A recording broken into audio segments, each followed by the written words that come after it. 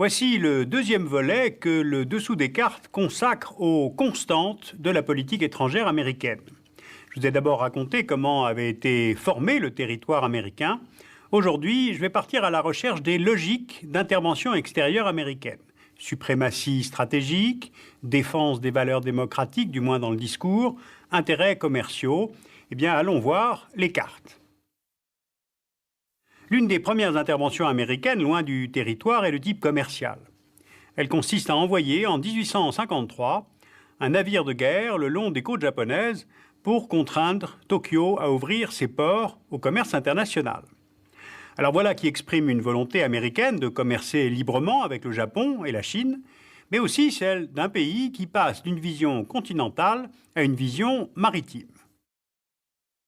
Les interventions qui vont suivre aux îles Johnston en 1858, au Midway en 1867, aux Samoa en 1878, à Hawaï en 1898, ne sont pas nécessairement de type militaire. Elles peuvent consister à s'assurer par des influences politiques ou simplement des traités bilatéraux l'accès à des escales qui fournissent du charbon aux navires américains. Alors cette date de 1898 est une date charnière. C'est celle de la dernière guerre des Américains contre une puissance européenne. Et l'Espagne, vaincue, cède aux États-Unis la souveraineté qu'elle détenait sur les Philippines et l'île de Guam, dans le Pacifique, sur Porto Rico et Cuba, dans les Caraïbes. Alors il y a, après cette victoire sur l'Espagne, une réflexion au Congrès américain sur le sens et le statut à donner à ces territoires conquis. Chaque individu, dès qu'il vit sous le drapeau américain, doit avoir les droits garantis par la Constitution. Sauf qu'à Cuba et à Porto Rico, les populations sont alors perçues comme non assimilables. Donc, les États-Unis deviennent, eux aussi, une puissance coloniale. Cela dit, les interventions peuvent avoir d'autres logiques. Par exemple, lorsque les États-Unis aident en 1903 la création d'un État panaméen indépendant de la Grande Colombie, le mobile est autre. Dès l'indépendance acquise, Washington obtient la cession à perpétuité d'une zone de 16 km de large autour de ce qui deviendra le canal de Panama. L'isthme inauguré en 1914 ouvre une voie commerciale majeure pour le commerce entre les deux côtes américaines. Alors avec le changement de siècle vient sans doute un changement problématique. La première dimension vraiment internationale qu'acquièrent les États-Unis est liée à la Première Guerre mondiale. Malgré les promesses de neutralité du président Wilson, deux facteurs entraînent le Congrès américain dans le conflit en Europe. Soutenir le Royaume-Uni, les intérêts commerciaux et financiers américains sont très importants dans ce pays, et puis la décision allemande de couler tout navire allié croisant au large des côtes anglaises, une menace qui est prise très au sérieux avec le torpillage du paquebot Lusitania, à bord duquel se trouvaient des centaines d'Américains. Alors le Congrès déclare la guerre à l'Allemagne le 6 avril 1917. Les États-Unis mobilisent 4 millions d'hommes, en envoient la moitié en Europe sous les ordres du général Pershing et en perdent quelques 100 000. Cette intervention implique définitivement les États-Unis dans les affaires internationales. Ils se veulent les défenseurs des idées démocratiques. L'industrie américaine sort renforcée par l'effort de guerre et les États-Unis deviennent, après 1919, les premiers créanciers au monde. Sauf qu'aux élections de 1920, les électeurs américains expriment des choix nettement isolationnistes, d'où l'absence américaine de la Société des Nations. Tout cela, évidemment, est paradoxal. Maintenant, la Deuxième Guerre mondiale. C'est la deuxième grande intervention des États-Unis sur la scène internationale. C'est vers 1937 que le Congrès américain aperçoit la montée des périls, notamment avec Hitler à la chancellerie et la montée de l'antisémitisme, mais aussi avec les invasions de la Corée et de la Chine du Nord par le Japon impérial et cette volonté de fonder une zone de coprospérité dans la région Asie-Pacifique. Rappelons que Washington avait imposé au Japon un embargo sur l'acier et le pétrole, auquel Tokyo répond par l'attaque de Pearl Harbor en décembre 1941, cette attaque faisant elle-même entrer les États-Unis dans la guerre.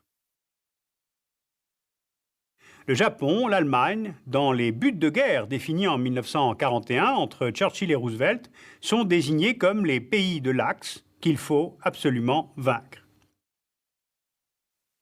Aux États-Unis, la mobilisation est générale.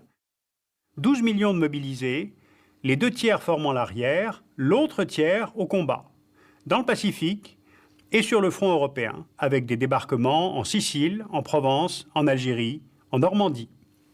Le calcul américain était d'empêcher l'avènement d'une grande puissance maritime en Asie, c'est-à-dire le Japon, et en Europe d'une grande puissance non démocratique, c'est-à-dire l'Allemagne nazie. 300 000 Américains y laissent la vie pour notamment la démocratie en Europe, rappelons-le tout de même. Or, à la victoire de 1945, les États-Unis se retrouvent face à ce qu'ils avaient combattu, une puissance continentale non démocratique, c'est-à-dire l'Union soviétique.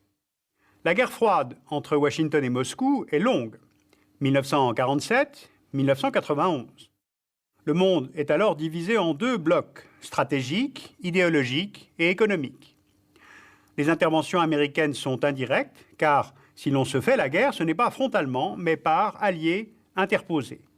À Berlin, lors du blocus de 1948, en Corée, entre 1950 et 1953, à Cuba, lors de la crise des missiles de 1962, au Vietnam, entre 1961 et 1973, en Amérique latine, pour empêcher toute implantation ou survie de tout régime socialiste, au Chili, le soutien au coup d'État du général Pinochet contre Allende en septembre 1973, au Nicaragua, soutien aux Contras, qui menait une guérilla contre le gouvernement sandiniste dans les années 80, en Afrique, Somalie, Éthiopie, soutien à Savimbi en Angola, au régime d'apartheid de Pretoria en Afrique du Sud, et enfin soutien à la résistance afghane pour contrer l'invasion soviétique de 1979 en Afghanistan.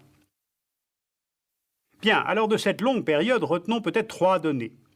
Tout est lu en fonction de l'anticommunisme, ce qui conduit à de profondes erreurs d'analyse et de perspective. D'ailleurs, on est bien placé aujourd'hui pour le savoir. Les stratégies furent certes indirectes, mais les interventions en Corée et au Vietnam coûtent respectivement la vie à près de 30 000 et 60 000 Américains. Troisièmement, le régime économique de la libre entreprise l'emporte largement sur l'économie planifiée. Et puis les États-Unis se lancent en même temps dans la conquête spatiale, ce qui leur donne non seulement la possibilité d'intervenir sur la Lune, mais de prendre beaucoup d'avance dans le domaine des lanceurs, des satellites et de la militarisation de l'espace par la guerre des étoiles, ce qu'on appelle aujourd'hui d'ailleurs le bouclier antimissile. Alors la fin de l'Union soviétique indique la fin d'une certaine menace, donc la fin de certains types d'interventions. La guerre du Golfe de 1990-91, c'est-à-dire l'intervention de la coalition arabo-occidentale contre l'Irak, conduite par Washington, n'est plus liée à la guerre froide, mais au franchissement de frontières d'un pays par un autre et aux 9% de réserve mondiale de pétrole détenues par le Koweït. L'intervention liée à la Somalie en 1992 est incompréhensible. Elle ne rentre dans aucun schéma, aucune des logiques proposées ici. On est en plein dans la confusion militaire-humanitaire et l'intervention ne sert à rien, à personne. Les États-Unis rêvent et parlent du nouvel ordre mondial et échouent en Somalie. La preuve d'ailleurs, au même moment, les États-Unis ne souhaitent pas intervenir ni en Bosnie, ni au Kosovo, et n'enverront que des avions, venant d'ailleurs fort tardivement de l'Alliance Atlantique de l'OTAN. Les intérêts, là, n'étaient pas clairement identifiés pendant la présidence démocrate de Clinton. Or, on était là, au cœur même d'enjeux démocratiques.